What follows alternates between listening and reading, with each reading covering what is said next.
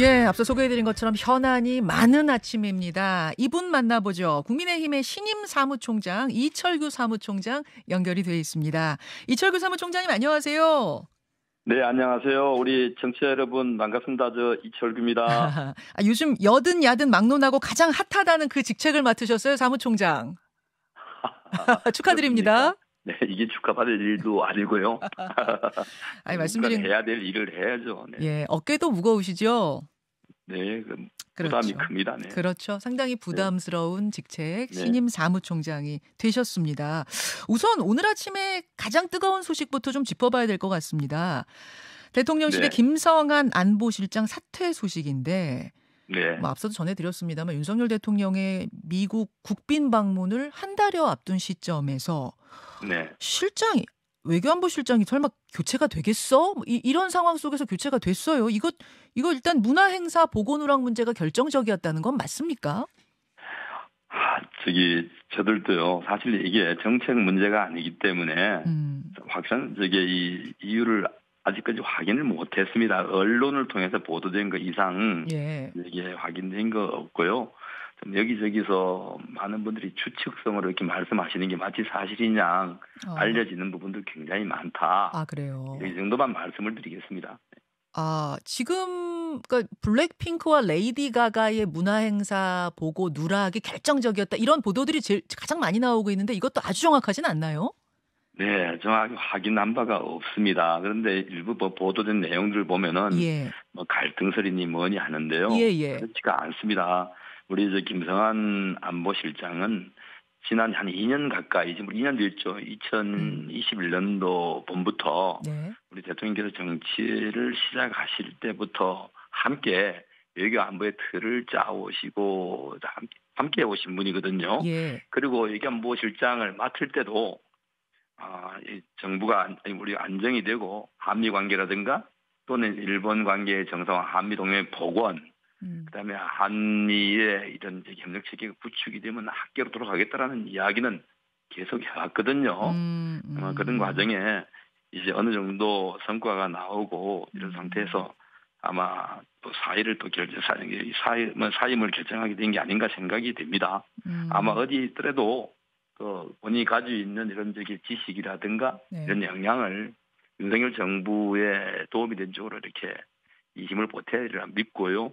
또 다행히 또 후임자인 조태용 실장은 예. 완전 미국통이고요. 최고의 미국통에다가 또 이 북핵에 대한 아주 이 정통한 또 지식과 그다음 경험을 가지고 있는 분이기 때문에 이 시기에 문제가 없이 아마 이 안보실장이 교체되는데 큰 어려움이 없을 것이다. 이런 생각은 합니다. 아니 근데 이 한미 정상회담이나 좀 끝나고 교체하는 건 어땠을까? 국민들은 걱정이 좀 네. 되시긴 해요. 네, 뭐 걱정하시는 거 당연히 정확한 사정을 모르면 걱정을 하실 수도 있겠죠. 있는데 어저께 오후에 갑자기 이렇게 인사가 있었고요. 그 배경에 대해서 조금 전에도 말씀드렸지만 정확하게는 확인된 게 없다. 그런데 밖에 보도 나오는 것 중에 아닌 부분이 상당히 많다라는 말씀으로 이렇게 제가 답변 드리겠습니다. 여당의 사무총장이시잖아요. 여당과 그래도 상의가 됐을 것 같은데. 그러니까 그중에 보도 중에 상당 부분이 아니다. 사실이 아니다라고 이렇게 말씀을 드리는 거 아닙니까? 예를 들어서 김성한 실장과 모든 것을 다 알고 있을 수는 없지 않습니까? 물론이죠. 그런데 거기 예를 들면 갈등이 있었다는 등 했던 그런 것은 사실이 아니다. 이렇게 말씀을 드리겠습니다. 제가 그게 궁금했어요. 김성한 실장하고 김태효 차장 간의 갈등설, 알력 다툼 이것만은 정확히 아니단 말씀이세요? 네, 그것은 아닙니다. 알겠습니다. 그러니까 그런 부분이 모두가 전부가 사실이 아니다. 이렇게 말씀을 드리고요. 그다음에 동아일보에 보도된 내용 이 부분에 대해서는 구체적으로 확인을 하지 못했습니다. 네. 동아일보에 보도된 부분이라면은 어떤 말씀? 이 공연 문제 있었잖아요. 만찬 문제 이런 거 자체에서 확인해보지 못했는데요. 단순히 그런 거 가지고 사임을 하셨겠습니까? 또한 이제 아마 피로도 누적이 되고 또 여러 가지 이제 매듭이 된 상태에서 진퇴할 시기를 보고 계시지 않았나 생각이 되고요. 네. 그럼에도 불구하고 아마 대통령께서는 좀 더 마무리를 해주기를 바랐던 것 같은데, 본인이 여러 가지로 지금 때가 지금이다 생각을 하고 아마 이 사임을 결정한 것 같습니다. 알겠습니다. 네. 아무쪼록 대통령의 국빈 방문 가서 풀어야 될 네. 과제가 많은 시점이어서 네. 무리 없이 외교적인 네. 성과들이 나기를 바라면서 당내 현안으로 좀 들어가 보지요. 네. 네. 네. 김재원 최고위원. 전광훈 목사가 우파를 천하통일했다. 이런 취지의 이제 공개 발언 때문에 논란이 있었고요. 어제 입국을 하면서 SNS에 사과글을 올렸습니다. 깊이 반성하며 사과한다. 앞으로 네. 매사에 자중하겠다. 근데 이게 이제 최근 들어서만 두 번째 실언, 두 번째 사과다 보니까 당내에서도 좀 우려와 비판이 있는 것 같습니다. 네, 그렇습니다. 저기 당내 우려하시는 분들도 계시고 또 비판하시는 분들도 계십니다. 특히는 이제 우리 그저께 당 대표께서 이제 페이스북을 통해서 우려와 이렇게 좀 그런 재발을 방지해달라는 당부에 글을 올렸습니다.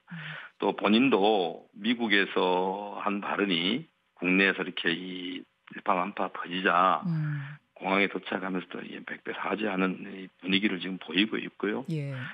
바람직한 발언이라고 생각하지 않습니다.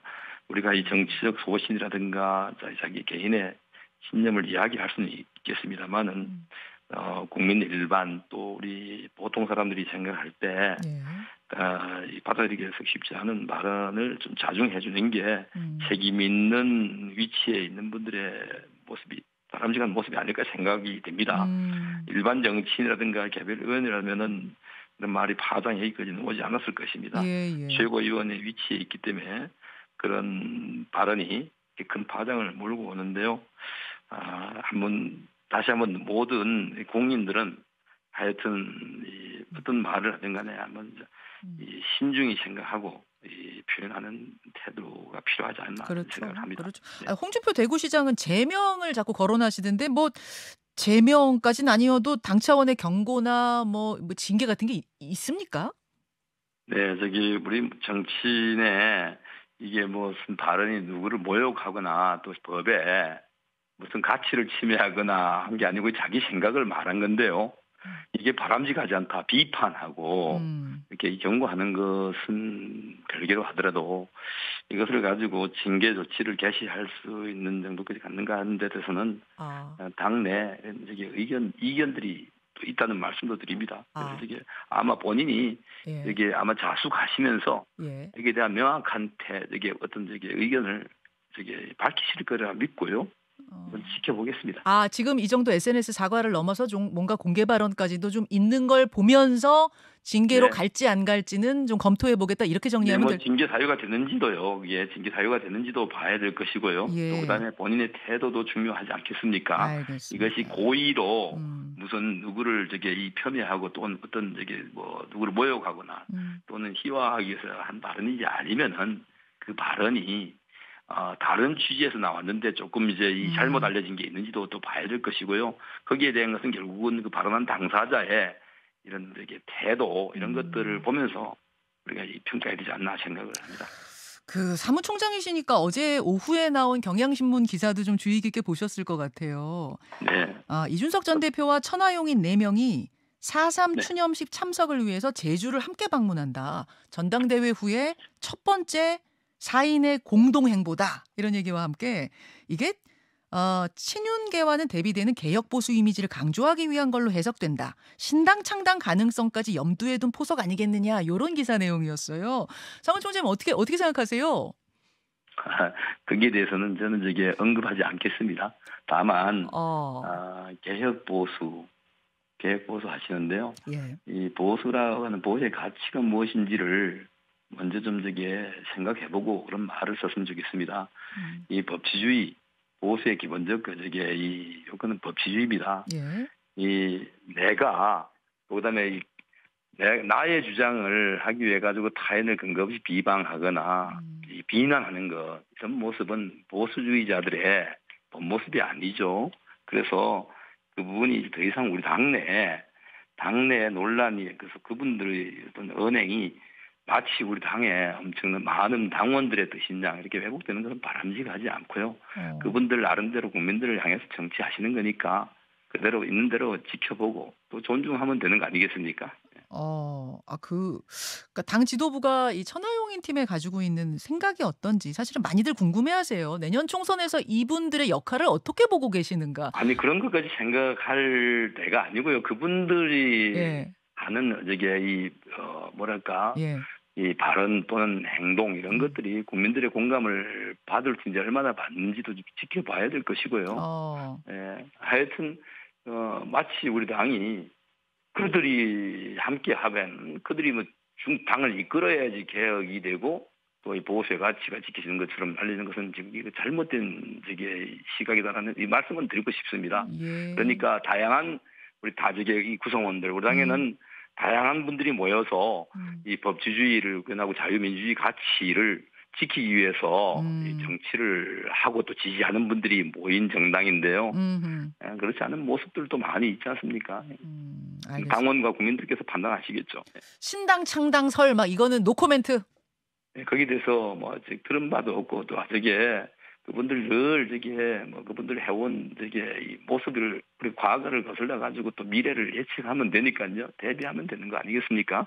대비하면 된다. 아니 글쎄 그러니까 어떤 만약에 이 모습을 보이시든 간에 그러면 되는 것이지 거기에 큰 의미를 두고 싶지 않습니다. 네. 알겠습니다. 네. 아니 이게 이제 총선이 가까이 오면서 그런 것 같은데 한동훈 장관 등판설도 계속 거론이 되고 있어요. 아유, 이제 그만 우리 한 장관은 지금 법무부 장관으로서 지금 자기 직책에 충실하고 있는데 그러면 자꾸 정치판으로 끌어들이는 자체가 바람직하지 않다고 생각합니다.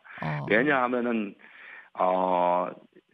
그걸 계속해서 정치와 연결 짓는 것은 법을 집행하는 장관의 어떤 모습 이것을 자꾸 정치적으로 해석하게 되지 않습니까? 그건 바람직하지 않습니다. 우리가 어쩌다가 언제부턴가 마치 법무부 장관이 정치인인 것처럼 이렇게 막 그냥 지금 추미애 장관, 박범계 장관 이런 분들의 모습을 보다 보니까 법무부 장관이 막 그래도 되는 것으로 우리가 좀 이렇게 오해하는 분들도 있는데요. 역대 그 과거의 노무현 정부 또 그 앞전에 김대중 정부 시절에도 그런 모습은 없었습니다. 지난 5년간의 특이한 모습이었다라고 저는 지적하고 싶고요. 지금 한동훈 장관은 법무부 장관으로서의 직분에 충실하고 있다고 생각하고 또 그 직분에 충실해야 된다고 생각합니다. 정치적인 고려를 할 것 없이 법을 집행하는 법무행정의 최고 책임자로서 역할에만 좀 충실하고 성공적으로 이 법무행정을 이끌어 주시는 게 현재 해야 할 이런 일이 아닌가 충실한 직분이 아닌가 생각이 듭니다. 맞아요. 지금 현재 직분 법무부 장관으로서 역할 충실히 하는 거 맞는데 아마 이게 그럼 총선 때도 그 직분 그대로 충실히 할 것이냐 이 부분에 대해서는 어떻게 보세요? 아니 지금 전혀 그런 부분을 당내 개개인 어떤 개별 의원들께서 그런 생각을 하시는 것도 있겠지만은 우리가 당이 적어도 공식적으로 그런 걸 고려하는 바가 없습니다. 아직까지는. 공식적으로는 언급할 상황이 아니다. 검토한 바가 없다는 말씀을 정도 드리겠습니다. 알겠습니다. 우리 의원들께서야 다양한 분들이 많으시잖아요. 그러니까 다양한 의견이 나올 수가 있습니다. 있지만은 지금 현재 무슨 우리 선거에 등판론이니 또는 이렇게 징발론이니 이런 게 검토되는 바가 전혀 없다는 말씀을 드립니다. 사무총장이 이제 되셔서 그런지 이 부분 하나하나에 대해서 굉장히 신중하게 지금 발언을 하고 계신다. 신중한 게 아니고 이게 있는 그대로의 모습입니다. 이게. 알겠습니다. 최근에 네이버를 콕 집어서 아주 쓴소리를 하셨더라고요. 쇼핑몰의 가짜 후기, 상업성 기사, 가짜 뉴스 노출, 또 뉴스 배열 알고리즘 문제. 이것은 대국민 사기극 벌인 것이나 다름없다. 권력에 취해서 간이 단단히 부은 것이다. 이렇게까지 말씀하셨는데 어떤 부분을 지적하신 걸까요? 네. 좀 전에 말씀하신 그대로입니다. 이 네이버는 이미 우리 대한민국 사회의 권력 집단입니다. 안 그렇습니까? 거대한 권력이 된 거죠. 어찌 보면 언론기관도 눈치를 보잖아요. 또 그다음에 우리 국민들에게 미치는 영향력이 지대합니다. 포털에 다들 그렇죠. 지대하게 눈치도 보고 맞습니다. 영향도 받는다 그 말씀이세요. 그러니까 이것을 오로지 오로지 영리를 목적으로 하는 기업들과는 조금은 좀 차별화되어 있다. 공공성도 그다음에 책임성도 강화되어 있다. 그게 예. 걸맞는 권한에 걸맞는 이런 취지인데요. 그동안 보면은 그 가짜 후기 같은 거 이미 알고 있지 않습니까? 또한 마찬가지로 정부 문서를 가장해서 이 피싱 광고를 하는 이런 모습. 또 그다음 그동안 계속해서 반복적으로 제기됐던 이 뉴스의 배열 문제 이런 거 있지 않습니까? 이런 것들이 전부 다 우리 국민들 눈높이에 따라가지 못하고 있다. 그래서 좀 스스로도 좀 네이버가 자정 능력을 좀 갖춰줘야 된다라는 촉구의 말씀이고요. 그렇군요. 또한 정부 당국도 거기에 관심을 가해달라. 왜? 예. 거기 보면은 여당 야당 할 것 없이 여야의 정치권 출신 인사들 또 우리 또 뭐 언론계에서 듣기에 거부하시지만 언론계 인사들 또 관료 출신들 알겠습니다. 이런 분들이 대거 영입돼서 그분들이 알겠습니다. 네이버에 이익을 해서 뛰고 있는데 그 이익이 국민의 이익과 같은 방향으로 가면 괜찮은데 국민의 이익과 이 상충되는 부분은 이것도 용납돼서 안 된다. 그런 말씀이시군요. 김현정의 뉴스쇼는 시청자 여러분의 참여를 기다립니다. 구독과 좋아요, 댓글 잊지 않으셨죠? 알림 설정을 해두시면 평일 아침 7시 20분 실시간 라이브도 참여하실 수 있습니다.